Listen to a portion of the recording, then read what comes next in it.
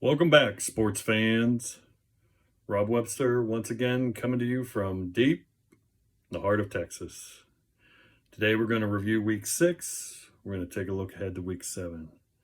So, no time like the present to get things started. Let's take a look at week 6. We had a good week in week 6. Only two fails, but let's go over position by position how we did here. So the quarterbacks I liked. Patrick Mahomes was a success. Kirk Cousins was a success. Tom Brady was a push. He only had 11 or 12 fantasy points, depending on your league scoring. He didn't do as well, but he didn't do terrible. So you weren't disappointed if you had him in your lineup. You just weren't thrilled. Running backs did real well in running backs. I had the 2, 4, and 5 running backs. So Ramondre Stevenson was second in scoring. He had 22. Brees Hall was number 4. He had 18. Saquon Barkley was 5th in scoring with 17 points. So those are all 3 wins. Wide receiver, we like Cortland Sutton. He didn't really show up Monday night. That Denver offense is still in a weird state where Russell Wilson doesn't look like Russell Wilson. So as soon as he breaks out of that, I think Cortland Sutton's going to take off. But we need Russell Wilson to kind of break out of that. I also like Jefferson, Deebo Samuel. They both had good days. Those are both wins. At tight end, we did well. Dawson Knox had 11. Zach Ertz also had 11. They did real well. Tyler Higbee had 1. So that was a fail. So our 2 fails there were Higbee and Sutton. Who were we to steer clear of? Zach Wilson, he only had 4 points. Steer clear of him. Jacoby Brissett had 10 points. We're going to give ourselves a push there.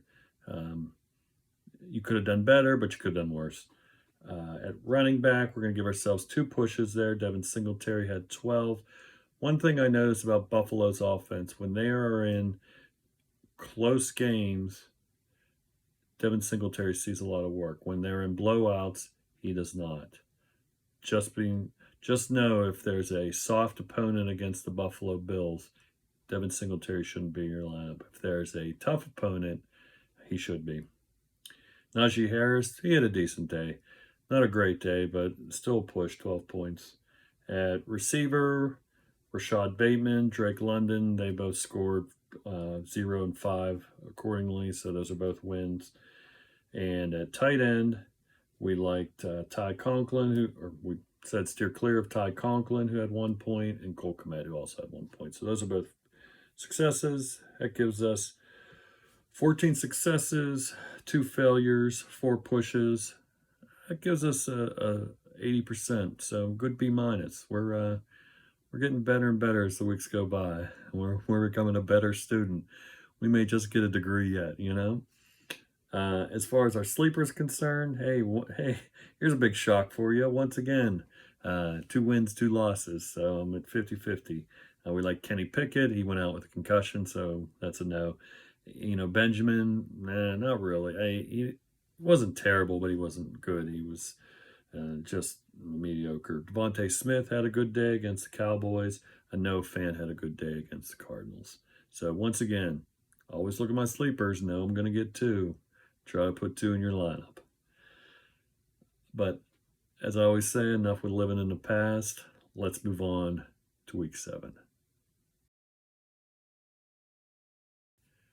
So who do I like in week 7? Well, let's start with quarterback. First quarterback I like this week is Joe Burrow. He's going to be playing the Atlanta Falcons. Joe Burrow seems to be getting to a groove. He's finding Jamar Chase a lot. He's going to be working Tyler Boyd, T. Higgins back into that regular rotation.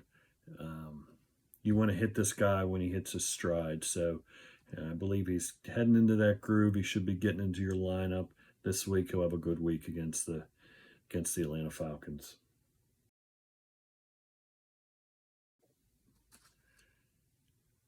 I also like Tua Tagovailoa if he's playing this week. Just keep an eye on him. He's been practicing. It looks like if he can go, he will this week. I just see him getting a lot of points in that game against the Steelers. The Steelers defense may have gotten pressure on Tom Brady last week and looked okay, but they're still. I'm not ready to welcome them back yet. There's still a lot of questions there, especially if they don't get healthy in the secondary. That Tua will pass all over them. So if he's back in the lineup, I put him in there. I also like Lamar Jackson, Baltimore Ravens against Cleveland Browns. It's usually a good game. These two teams, they'll play. They generally play a pretty tight game. With that said, Lamar Jackson tries to make things happen. I don't know who's going to win that game, but I can tell you Lamar Jackson will take it on his shoulders, keep the game close, score a lot of points. So look for Lamar Jackson to do well against the Cleveland Browns this week. Who do I like at running back? First running back I like is Kenneth Walker III. He looked real good, and he's playing the Chargers this week, who don't really stop the run, although they did all right against Denver last week. But you can tell Kenneth Walker is a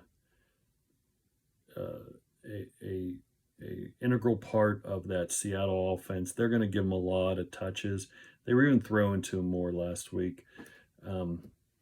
So I just see more of that happening, especially if they can control the ball. You want to keep that ball out of Justin Herbert's hands. So the way to do that is to get the running game going, and they're going to do that with Kenneth Walker.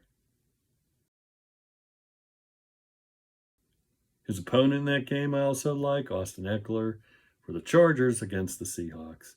So I think both running backs in that game are going to just see a lot of action, get a lot of points. They're both going to get a lot of touches, and neither defense has shown that they necessarily can stop any running back getting touches. So as long as they keep giving those two touches in that game, you're going to see a lot of points from both of them. I also like Josh Jacobs, Vegas Raiders against the Houston Texans. Josh Jacobs has been kind of flying a little under the radar, but he's looked solid this season. So I see that continuing against the Texans. He had a week to rest, get healthy. They run a bye, so he'll come back and do real well this week against the Texans. Who do I like at receiver? Well, I like CeeDee Lamb, especially if Dak Prescott is back against the Detroit Lions.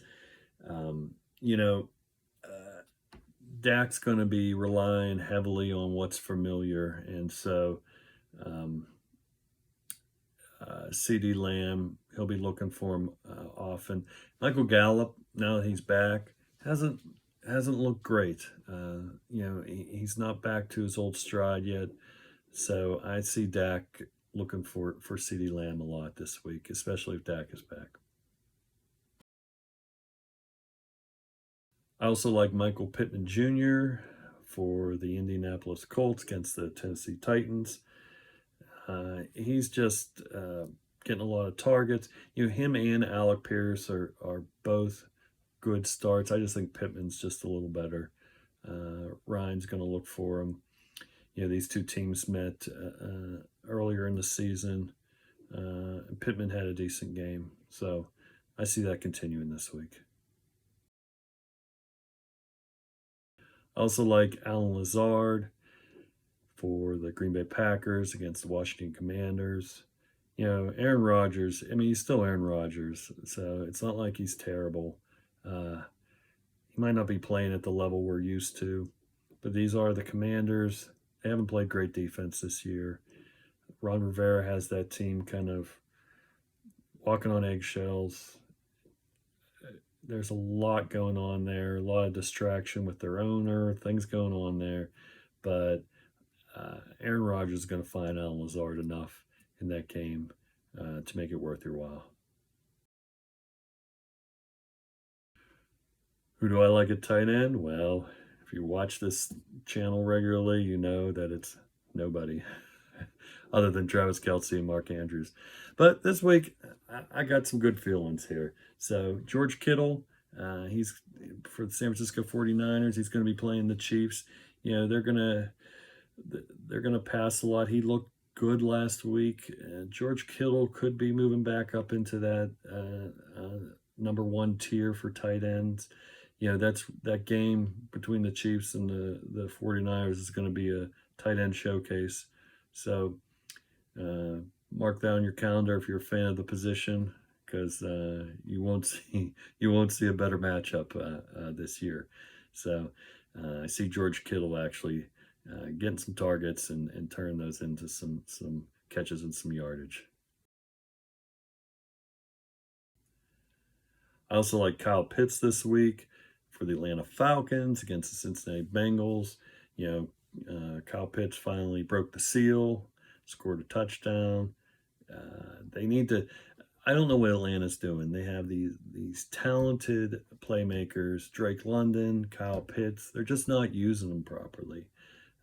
Mariota has looked good. He's been efficient, but they're just running this weird offense where they're just not utilizing. They don't have those guys.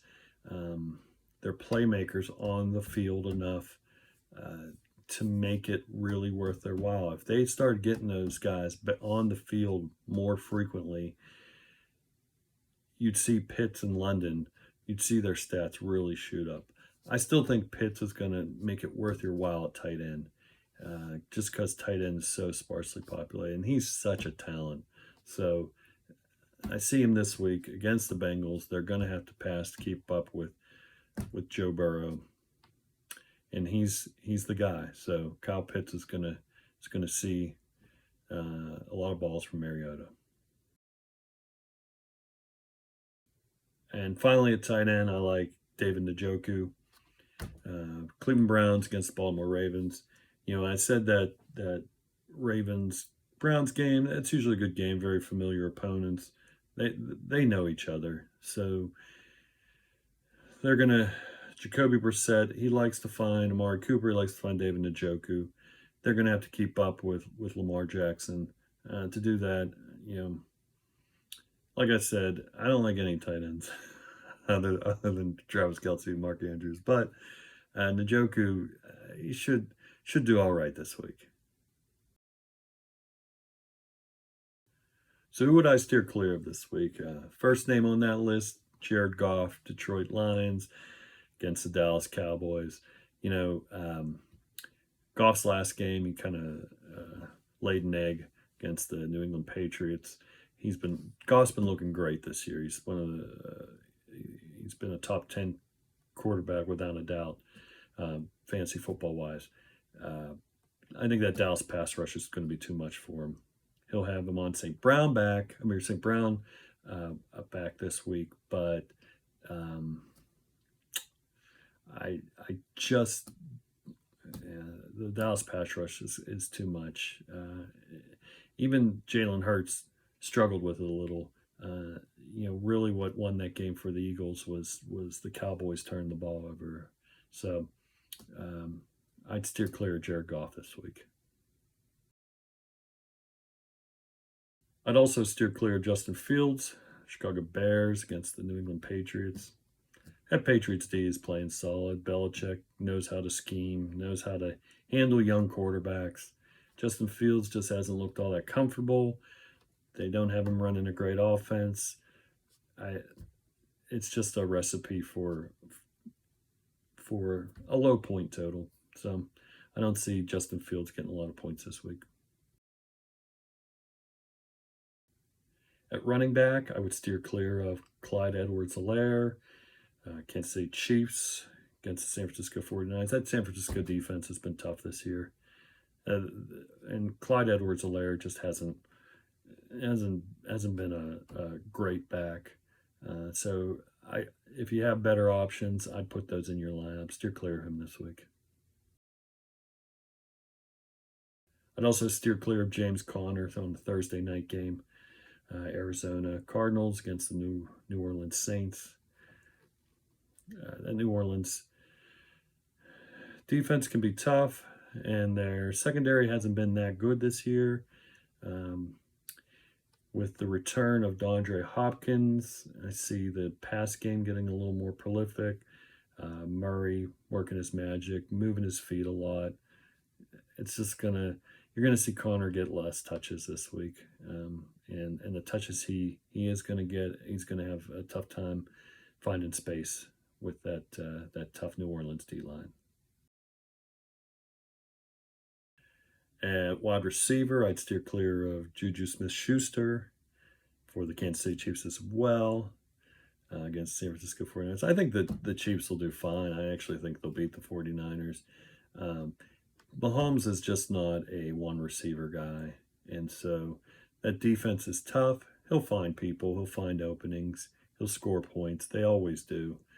But it's just going to be a tough go, especially for someone like Schuster, who's kind of up and down. Last week he did really well, but this week that it's going to be a lot of pressure. You're going to see maybe a lot of short passes. McCole Hardman, Travis Kelce. That's who you're going to see, but I don't think Juju's going to see a lot of action this week. I'd also steer clear of Christian Kirk, Jacksonville Jaguars against New York Giants, New York Football Giants. Those New York Giants, their defense has been pretty solid this year. You know, they're scrappers. They just are winning games. It's amazing. It's fun to watch, just because none of it's pretty. But by geez, they have wins. So, but that secondary has been tough this year. And Christian Kirk just isn't. He's not a guy that's going to go out and get the ball. He's a fine receiver, talented guy, just not a Calvin Johnson or a guy like that's going to command attention. So I just don't see him getting the touches and conversions this week, even if he gets the targets. So at tight end, who would I steer clear of? All of them? Yeah. You haven't heard that one before. No, so just the first one I'd steer clear of is Darren Waller, Las Vegas Raiders against Houston Texans. If that game goes as I think it's going to go, you're going to see a good amount of Devontae Adams, a good amount of Josh Jacobs. There just isn't room for Darren Waller, and they're just not finding him. If they shut down Devontae Adams, they shut down Josh Jacobs, then maybe Darren Waller gets in there. But Houston's just not that demanding. So, I'd steer clear of Darren Waller this week. Finally, I'd steer clear of Hunter Henry, New England Patriots against the Chicago Bears. They just haven't been able to find him, work him into the game plan. That Bear D-line, they put steady pressure on there, so you're gonna see the tight end kind of, especially with either an injured Mac Jones or Billy Zappi. I don't know who they got going at quarterback, but you're going to see a lot more pass protection. So you're going to see that tight end pull in. Just not going to be a lot of opportunity for him. So I'd steer clear of Hunter Henry this week. That takes us to my sleepers. So take note of these. 2 always hit, 2 always fail. So, but who I like at quarterback, who's my sleeper this week at quarterback? My sleeper this week is going to be Matt Ryan for the Indianapolis Colts against the Tennessee Titans. As I said, these 2 teams met earlier in the year. Ryan racked up the stats. He didn't win the game, but he racked up the stats. I can see that happen again. He's getting into a groove. Pittman's back from injury. They're getting their full complement of receivers. They're practicing. A lot's going well for them. So I can see them, especially if Taylor's not in there at running back. Ryan's going to be throwing the ball a lot. So look for Ryan if you need a sleeper, a flyer quarterback this week. Another sleeper I like is Kenyon Drake Baltimore Ravens, Cleveland Browns. He came in last week. He looked really good. And this is what Kenyon Drake does. He works his way in. He must be phenomenal at practice. He gets into the lineup and he makes plays happen. That's what he did with the Raiders. That's what he did with the Cardinals. These folks don't sign him to be their number one running back, but he comes in and he gets touches. So he did last week, and I just see that continuing to rise this week. So you need a good sleeper. Kenyon Drake's your man. A sleeper at wide receiver I like this week for the Detroit Lions is Josh Reynolds against Dallas Cowboys. Josh Reynolds has seen a lot of targets. I know St. Brown has been out, and that's kind of why he's seeing those targets. But he and Goff have built a nice rapport, and I see that continuing, especially if Dallas puts their number one corner, puts Diggs on St. Brown. You're going to see Josh Reynolds get open a lot in the slot. It's a good matchup for him, so I just see that continuing this week. It's a good flyer, not necessarily a starter, but if you need someone at receiver, I think he's a good has a good chance.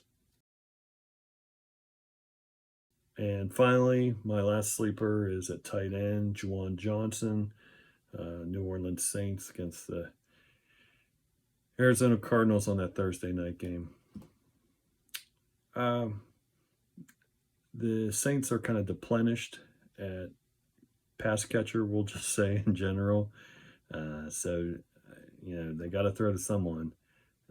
So if you're stuck at tight end and you need a flyer, I think Juwan Johnson's a pretty good one to take a chance on.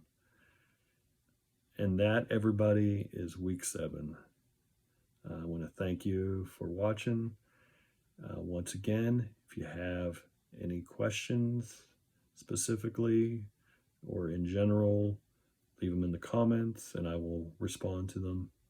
But enjoy week 7, everybody. Thanks for watching. Have a great weekend.